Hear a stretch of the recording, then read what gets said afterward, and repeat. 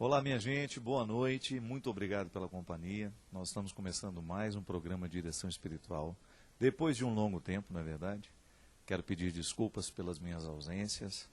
Às vezes não tenho conseguido conciliar, mas se Deus quiser nós vamos dar um jeito nessa situação.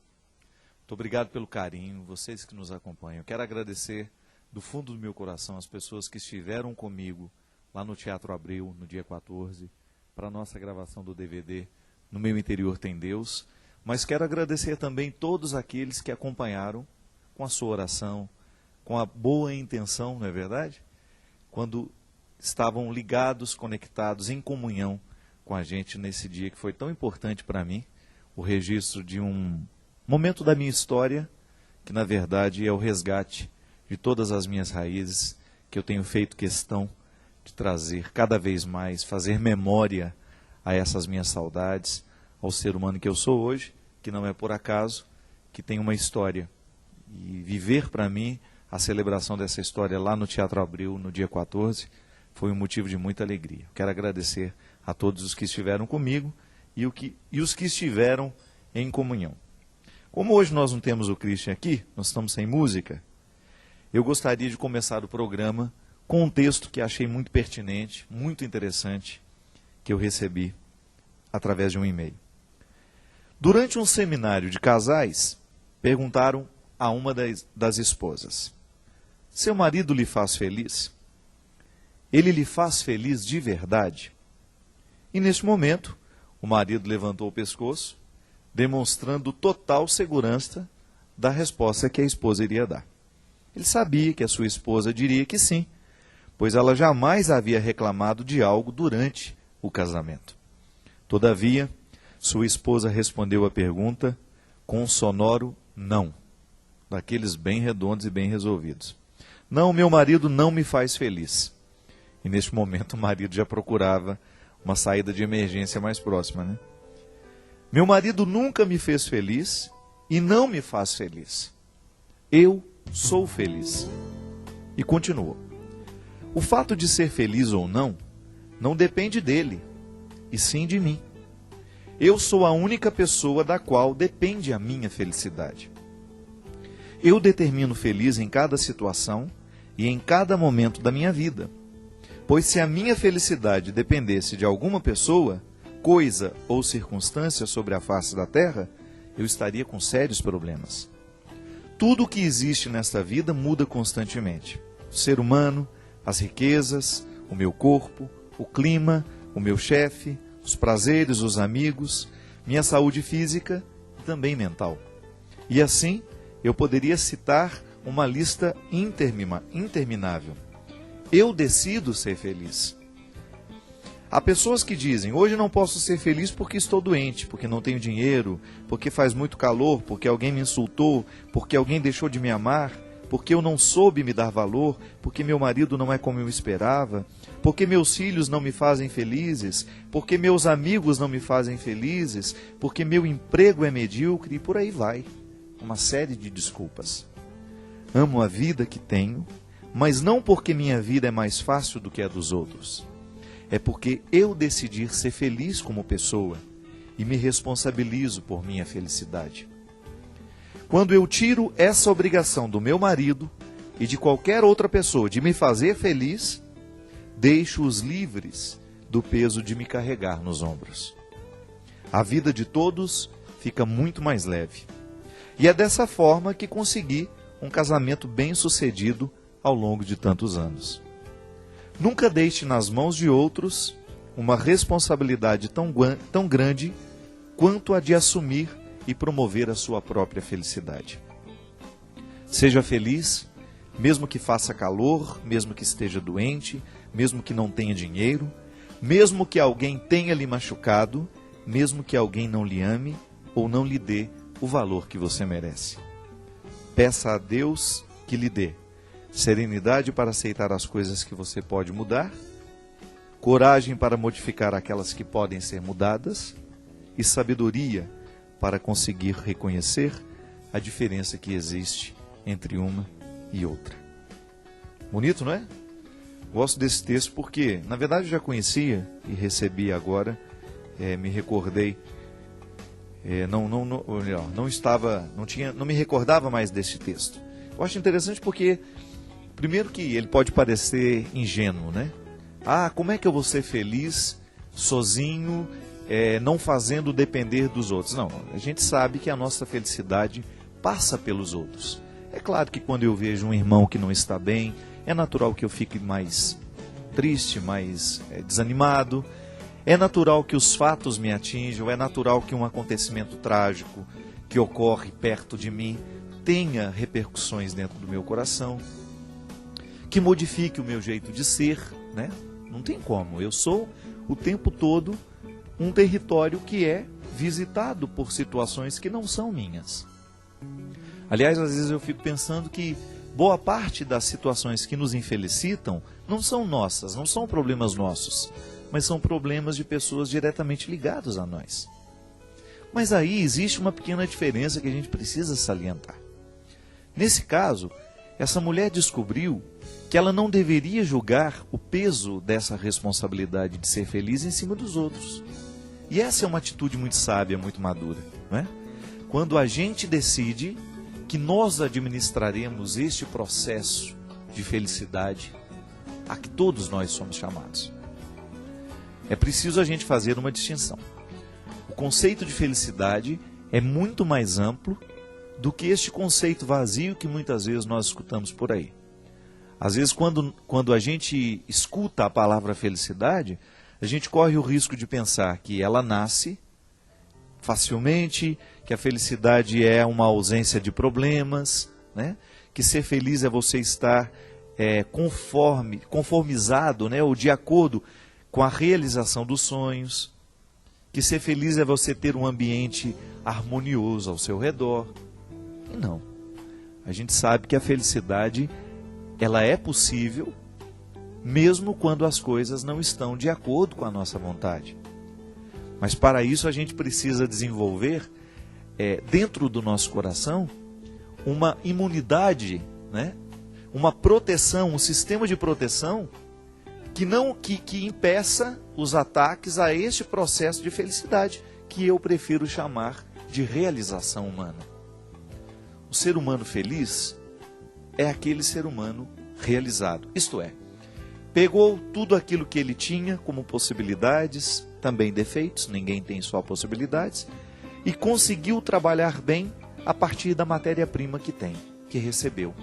Então tem lá alguns talentos, fez de tudo para desenvolvê-los, para crescer nesses talentos, fez de tudo para administrar bem os seus defeitos, os seus limites, e conseguiu harmonizar-se de um jeito que ele possa conviver bem com as pessoas. A realização humana passa pela satisfação profissional, passa pela satisfação pessoal de ser quem é, e passa também pela harmonia afetiva que nós podemos criar, que é justamente você amar, ser amado, ser tolerante, ser capaz de estar com o outro de maneira equilibrada, sem sem querer dominar a vida dele, estar de uma maneira leve, conviver, ter amigos, ter uma vida social, ter lá o seu tempo de trabalho, mas ter também o seu tempo de descanso. A realização humana, ela passa por todas essas dimensões da vida que vão dando a gente, mesmo que a gente vá envelhecendo, que a gente vá tendo dificuldades, a gente ter essa satisfação de ser quem a gente é. Porque a primeira coisa que nós precisamos quebrar dentro de nós é essa ilusão de que felicidade é não ter problemas. Aquele que espera ser feliz no dia em que não vai ter problema algum, ele pode morrer sem esperar pela felicidade. Essa felicidade não acontece assim. A gente é feliz mesmo tendo problema. Isso é, a gente pode se realizar como pessoa, mesmo tendo dificuldades. E eu ousaria dizer que a dificuldade é um instrumental muito interessante para nos ajudar a ser feliz. Quando você descobre naquela dificuldade um elemento facilitador para você conviver com você mesmo. Que às vezes a gente acha que a nossa maior dificuldade é conviver com o outro. Mas não. Pode observar, A dificuldade que a gente tem com o outro é, antes de qualquer coisa, uma dificuldade que a gente tem com a gente mesmo. Então, eu tenho dificuldade de tolerar aquela fragilidade no outro. Vai sondando com sinceridade e você vai descobrir que você tem aquela fragilidade em você. E que quando o outro manifesta, o que na verdade o outro está fazendo é servir de espelho para você. Você se vê no outro. Então eu não tolero isso naquela pessoa. É porque na verdade eu não tolero em mim mesmo. E ver isso no outro é de alguma maneira me ver retratado. O grande problema é que às vezes a gente não tem a honestidade para reconhecer isso, né? E tantos problemas de relacionamento, de convivência, seriam melhor resolvidos se a gente tivesse essa honestidade. Se a gente soubesse reconhecer. Por que eu tenho tanta dificuldade de tolerar esse defeito do meu irmão? É porque na verdade, aquele defeito, antes de estar no meu irmão, antes de ser visível aos meus olhos, ele é sentido na própria carne. Então, como é que nasce a tolerância? Quando nós entramos nesse território da humildade, que nos faz ver que todos nós somos frágeis. E que quando eu administro melhor a minha fragilidade, eu tenho mais facilidade de lidar com a fragilidade do outro. Sabe, minha gente, eu não tenho dúvida disso. Para mim é uma realidade muito presente. Quanto mais eu conheço o ser humano, mais eu descubro essa verdade. O grande problema é que nós não sabemos conviver com a gente mesmo. Nós não temos facilidade de conviver com as nossas mazelas. Falta amor próprio. E quando falta o amor próprio, a gente se despreza, ainda que inconscientemente. E quando a gente se despreza, a gente não sabe integrar a fragilidade no nosso contexto de vida. E aí a psicologia nos ensina que quanto mais a gente nega uma situação, mais ela toma conta da gente. É interessante isso, né? É por isso que Jesus dizia que a verdade, ela nos liberta. É muito salutar, é muito saudável na vida a gente assumir a nossa verdade. Porque quando a gente assume essa verdade, ela começa a provocar em nós uma libertação. É igual ao alcoólatra. Já observou? Já falamos disso aqui muitas vezes. Qual é a primeira grande dificuldade que o alcoólatra tem? Reconhecer que é dependente do álcool. A maioria nega. Ao negar a verdade, fica impossibilitado de viver a libertação que a verdade proporciona. Ao negar para si mesmo e ao negar para os outros, apenas com o medo de não ter que se responsabilizar com a mudança, ele vai fazer o quê? Ele vai se tornar ainda mais escravo do vício. É por isso que é muito honesto você olhar nos olhos das pessoas que você ama e você assumir as suas verdades, por mais vergonhosas que elas sejam.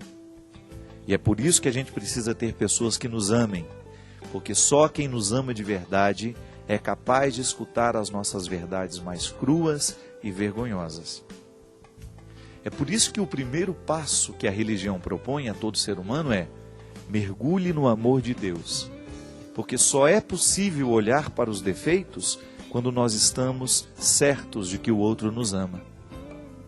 É por isso que a palavra querigmática da igreja é: Deus ama você. Esse é o primeiro anúncio. Deus não lhe rejeita. Deus lhe quer muito bem. Não há absolutamente nada que você tenha feito na sua vida que seja capaz de apagar essa verdade. Deus ama o miserável, Deus ama o pecador. Pode rejeitar o pecado, a atitude, mas não rejeita o pecador. Quando eu fico sabendo dessa verdade, que Deus me ama, eu tenho mais condições de olhar para minhas misérias e viver uma religião positiva. Isto é, que vai favorecer o meu processo de mudança, que vai ser favorável a mim. Eu não posso viver uma religião que seja desfavorável a mim. Eu preciso viver uma religião que saiba me exigir, mas que ao mesmo tempo me ensine a misericórdia, porque exigência sem misericórdia é um processo desumano.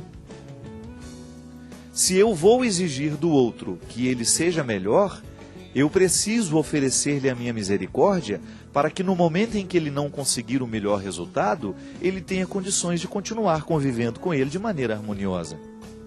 Não é assim? O processo da mudança dentro de nós não acontece justamente no momento em que a gente erra e aprende com o erro? Pois é, mas para eu aprender com o erro, eu preciso da misericórdia.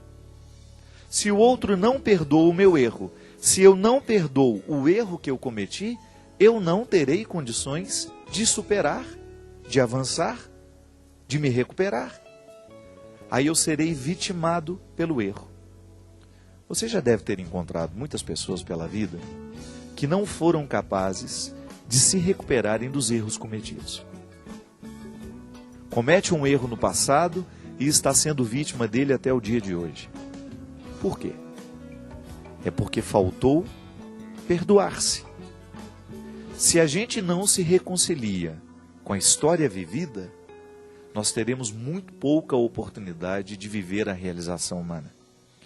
Porque a realização humana, ela é equacionada a partir do tanto que a gente se perdoou, a partir do tanto que a gente se reconciliou, a partir do tanto que a gente foi capaz de ser honesto com a gente mesmo. Seja honesto.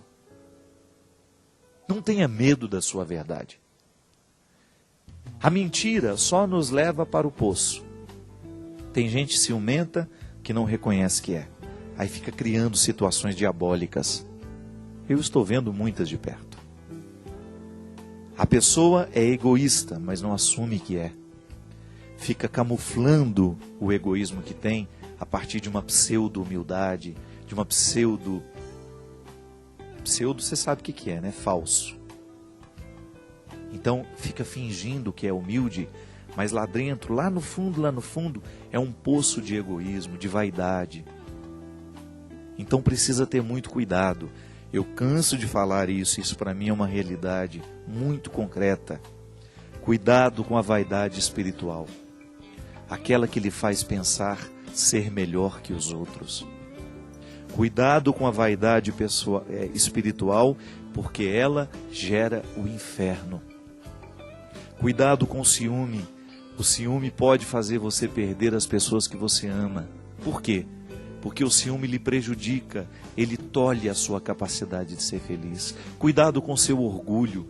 Muitas pessoas são orgulhosas demais e porque são orgulhosas, são incapazes de pedirem perdão, são incapazes de se perdoarem, porque a autoexigência é tão grande que já não é mais capaz de olhar-se com misericórdia. Minha gente, quando nós aprendemos que Deus é misericórdia, nós precisamos viver as duas dimensões dessa misericórdia. Deus me ama, consequentemente ou naturalmente, eu preciso também me amar. Porque de nada vai resolver eu conhecer o amor de Deus se eu não souber naturalmente viver este amor próprio. Quando eu não tenho capacidade de me amar, eu sou naturalmente difícil com os outros. É impressionante isso, minha gente. Não é uma fórmula mágica isso. Eu sei que não é fácil. Mas isso é muito fácil de ser identificado. O ser humano que não se ama tem dificuldade de ser amado pelos outros. O ser humano que não se cuida tem dificuldade de cuidar dos outros. Quando eu falo cuidar, de maneira desinteressada, viu? Que às vezes o nosso cuidado está condicionado. Eu cuido de você desde que você... Aí pronto, aí vem as exigências. Não, o amor tem que ser uma atitude livre. O encontro tem que nos libertar para viver essa dimensão belíssima deste texto, dessa esposa que diz: o meu marido não tem a obrigação de me fazer feliz.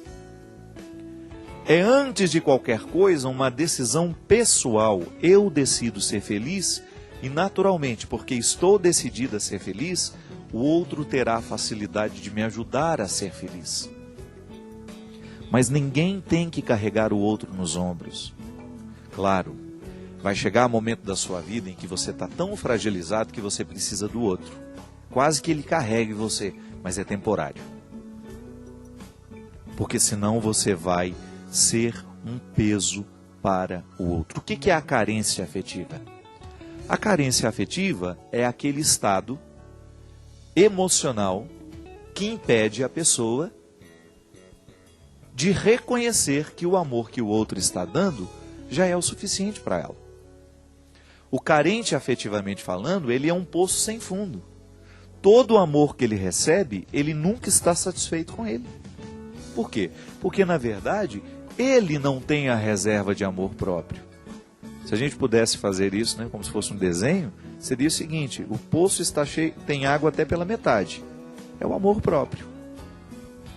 O amor próprio é essa metade que a gente já tem ali de reserva. Toda outra água, todo outro amor que eu venha receber, vai ajudar a encher o poço.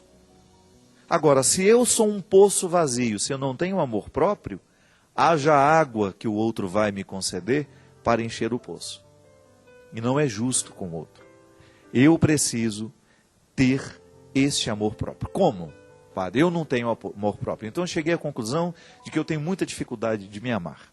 Primeiro, viver um processo de cura interior. Para isso serve a nossa oração, para isso serve o nosso encontro com Deus. Eu preciso curar os meus afetos doentes. Sentar lá diante do Senhor, ficar em silêncio, pegar a palavra de Deus, começar a pedir todos os dias que o Senhor venha curar a sua vida. Uma boa conversa, porque a espiritualidade não é só a oração. A espiritualidade é também os conselhos, as conversas, a troca de informações com pessoas que você ama, com pessoas que você confia. Falar das suas dificuldades. Eu conheço pessoas que eu tentei ser amigo, que por mais que eu me aproximasse, por mais que eu tentasse dar espaço para falar das suas mazelas, não saía nada. Por quê?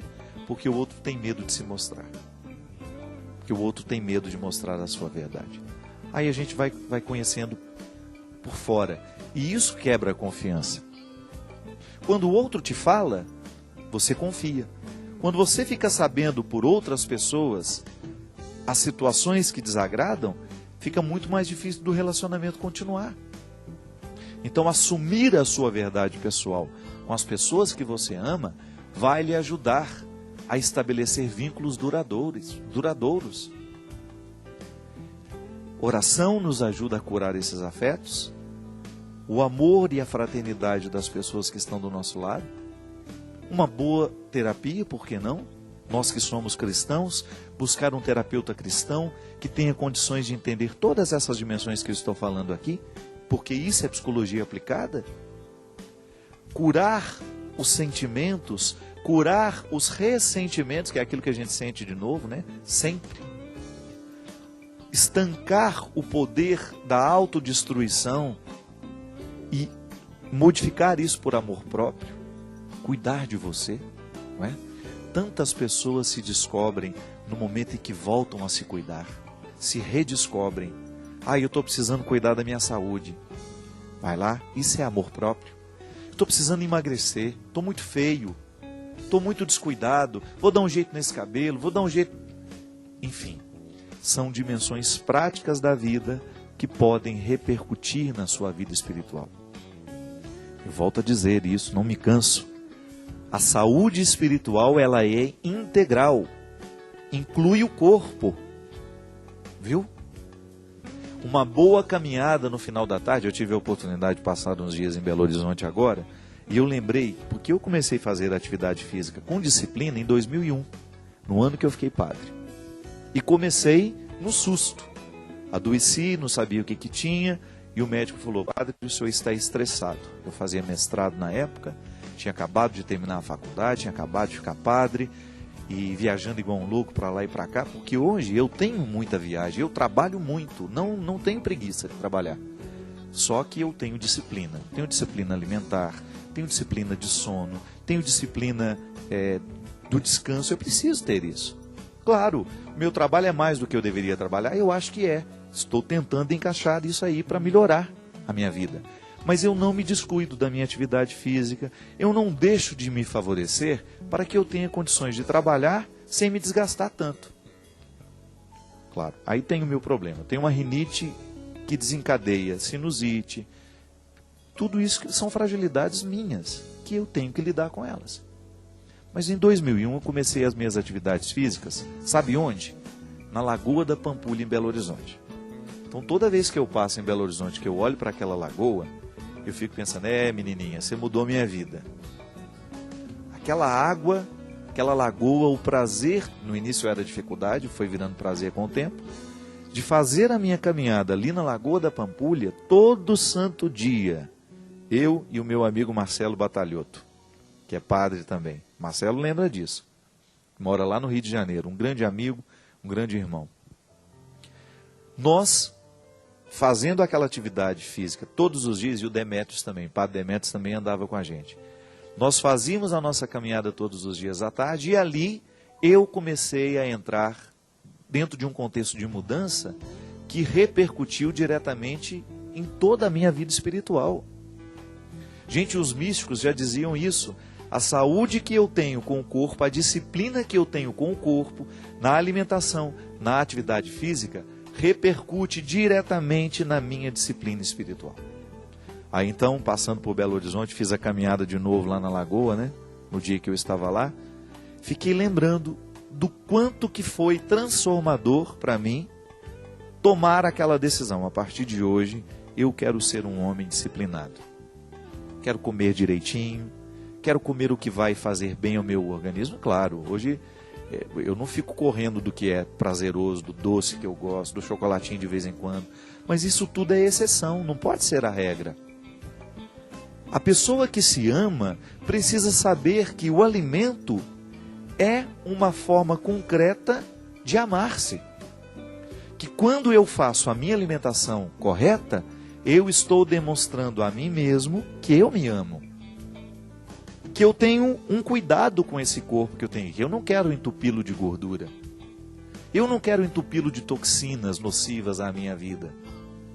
Eu não quero enfiar na minha veia um veneno. Mas o veneno entra pela boca.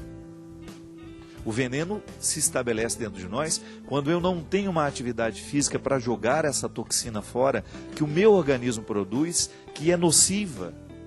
Que quando eu faço uma caminhada eu jogo fora. Ainda ontem eu estava vendo no noticiário que são 3 causas de morte no Brasil, as piores: coração, diabetes e câncer. A gente sabe, a ciência nos ensina que as 3 a gente pode controlar. Se eu sei que tenho câncer na minha família, preciso ter a disciplina de fazer exames regulares. O câncer tem cura desde que ele seja diagnosticado no início. Então, tem uma genética que vai proporcionar? Vai lá, descobre através de um exame de sangue que tipo de câncer você pode ter. Claro que sempre existe o espaço para surpresa, mas nós estamos falando de coisas que são possíveis de serem controladas. Então, o que eu preciso fazer para evitar isso? O que eu preciso comer para ajudar a evitar?